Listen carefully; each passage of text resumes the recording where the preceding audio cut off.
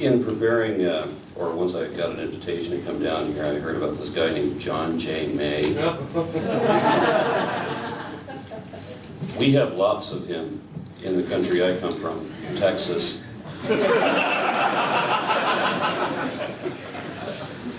And he described evolution as an awful, and I love that word, an awful, soul-destroying fiction.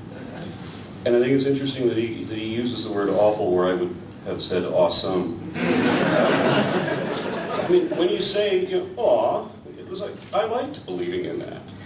And that's what he's talking about. And it's when he says it's soul-destroying, that, of course, we all know that many of the proponents of evolution historically have been Christian. Many of them believed in evolution, and they also believed in a God.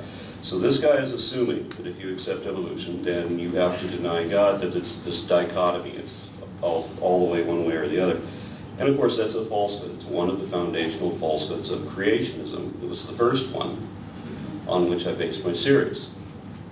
Now, as I said, we have lots of this guy in the state that I live in, and they're very outspoken. I mean, imagine having John J. May and clones of him occupying every position in government. Imagine having people that are donating millions of dollars, and in some cases for the Board of Education in my state, some of the people on the board had been given donations in excess of tens of thousands of dollars, all from political right-wing persons wanting to set a voting majority to all vote as a bloc, exactly as they're told. And they were supposed to govern over education. Of course, these are people who are largely homeschooled, have no degrees of their own, have never graduated, and have made public statements to the effect that public education is a tool of the devil.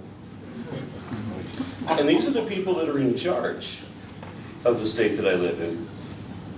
You have people that believe because they live in a community where nobody's ever questioned. I understand that. I was raised in a community like that. Once upon a time, I would say that I was Christian in that I believed that there was a God because my parents did, because everybody else did. I didn't know that you could question whether there was a God. It was like questioning whether there was a president. I mean, who seriously questions whether there's a big fraud and there's not really a president? So it didn't cross my mind. I was 14 years old before I met a single person who did not accept creationism, much less the whole God thing.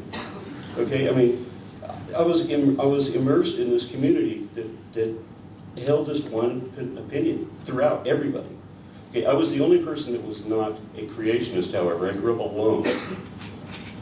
My family had a tradition of not indoctrinating your children until they were 8 years old. So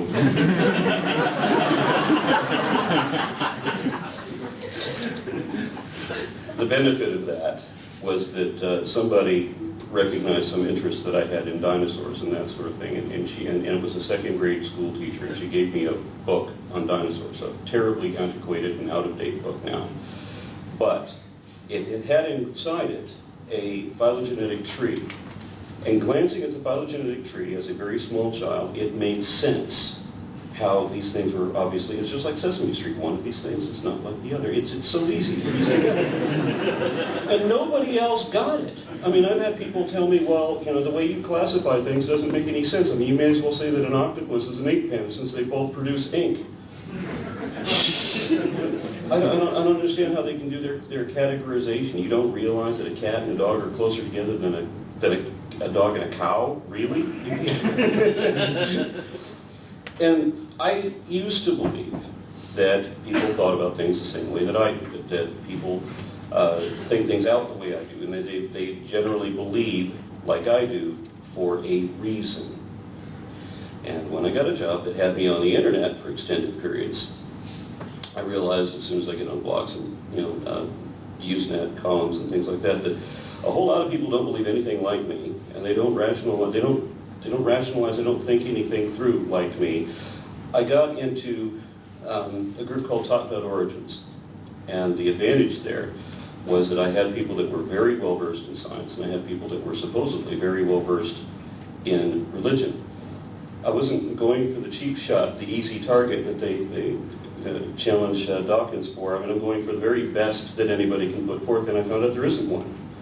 There's nobody that can put up an argument. I said, Victor, well, just tell me, what is the reason that you believe?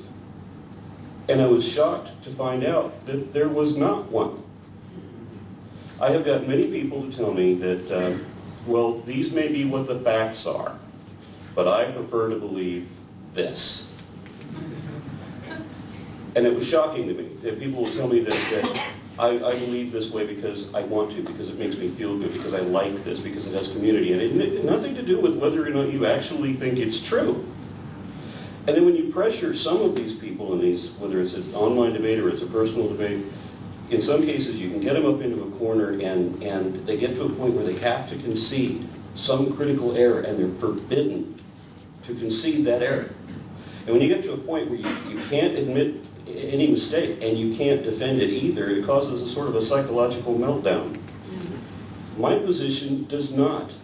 If you prove me wrong on any point, and people have several times, I correct it and I improve, and eventually I will thank the person that corrected me, and my perspective improves. And that's what science does.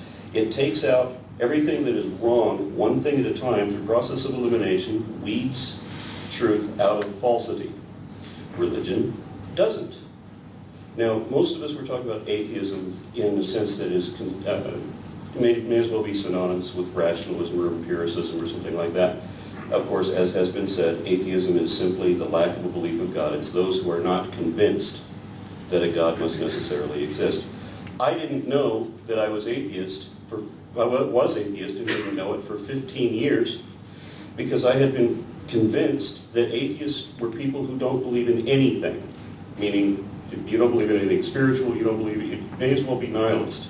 Maybe all of it is an illusion. Or I was told that atheists know there is no God, and I don't believe in Gnosticism. I don't believe in stating that I know what I know no one even can know. That to me is dishonest. And so I look at the things that people believe and how they're starting to put all of this in schools. And somebody was talking to me about how their church, they're part of this huge coalition that has successfully positioned all these judges and senators and other people in positions of power. And this is when they started explaining to me how they're going to overturn the country through this wedge strategy. And that's when I decided to become an activist myself. And it started with online debates and discussions, and then carried on. And I ended up getting into debates with people that were courting the Board of Education. And finally, none of that would pan out. You can't reach these people. Religion has this basis of, the purpose of it is to make believe, and where I come from we call that pretend. But that is the goal.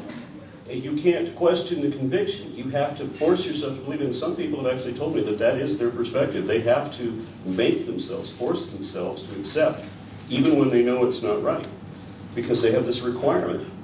And so I realized, okay, here's May thinking that if you accept evolution, it means you have to reject God. And why does this happen? Because his God is not independent of Scripture. There's another foundational falsehood. He can't distinguish doctrine from deity. If you disprove the Bible, it does not disprove God. If you disprove the Vedas, it does not disprove God. So there's another falsehood there. So I started piecing together these arguments that I kept seeing again and again and again, because there's not many. I mean, we've talked about Ray Comfort a hell of a lot. He's managed to make multi-million dollars and has a nice house close to the beach using the same lame argument for 10 years. It doesn't change it. He's written several books. They all rehash the same thing. He's got this one argument he keeps saying, and that's what I get when I debate these people. It's the same thing again and again. So I've taken concise points to do a video series disproving each one of these things. I mean, if you ever debated with any creationists, I mean, you always hear, well, how come there's no transitional species, for example? And then you have to go out and you have to provide a list, which everyone individually will be denied simply because they have to be denied. So I had to come up with something to show that there is a definition, these things match the definition, these people know that it matches the definition, and they're lying about it anyway. Then I was talking to somebody who went to church with my daughter in South Texas, where they told the congregation that dinosaurs did not exist. They're that extreme. These are the people that often deny medical care because they can pray it away. This happens in Texas a lot. And one of these people challenged me to prove, or she said that I could not prove, evolutionism. And I said, well, yes, as a matter of fact, I can.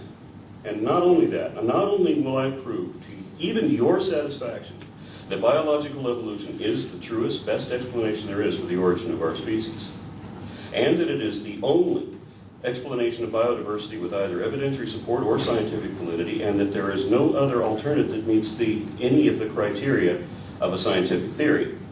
But I will also prove that everything creationism has taught you about evolution was a lie, and not just that it's wrong, but they knew it was a lie when they told it to you. And I created the Foundational Falsehoods of series, or Foundational Falsehoods of Creationism series to that end. One of the early responses to that was that I was hurting people. And I often get, why don't you just let me believe what I want to believe? I want to believe I'm the king of Persia, perhaps. Maybe I want to believe that that tiger is really a penguin and won't really hurt me. To me, honesty matters. Only accurate information has practical application, and accountability matters. If you're going to teach something, make sure that you're going to teach something that is correct. And this is where we get back into Gnosticism, because these people are not just telling you that there's no transitional species when they know damn well that there are hundreds, even according to the strictest definition of that word. But they are also teaching, asserting as fact, that which is not evidently true, and that, of course, is inherently dishonest. Faith itself is inherently dishonest, because faith is an unwarranted assumption that is inserted with unreasonable conviction. Now, it would be unwise to hold an absolute conviction even when there is evidence, but we're talking about something that it is asserted with no reason to believe it at all, other than some subjective thing. Some of us have a need to believe, and others simply understand. Those who have a desire to understand will improve their perspective, and we will find the faults and correct them. Those who have the need to believe will not correct anything and will always remain just as wrong as they started out, at least. Because, you know, it's like the game of 20 questions. Okay, from any position, any independent people can take any subject, they can start from any point, because there is only one truth. When you weed away all of the falsehoods in your own perspective, you're going to zero in on that one and only truth. Everybody, no matter where they come from, is going to come into the same truth because there is only one. But religion starts from there and goes that way. That's why you have thousands of denominations, all of them as wrong as they can be. The two things that I've noticed about religion is there's not one thing that they can say that their beliefs promote that they can show is actually true. Nothing.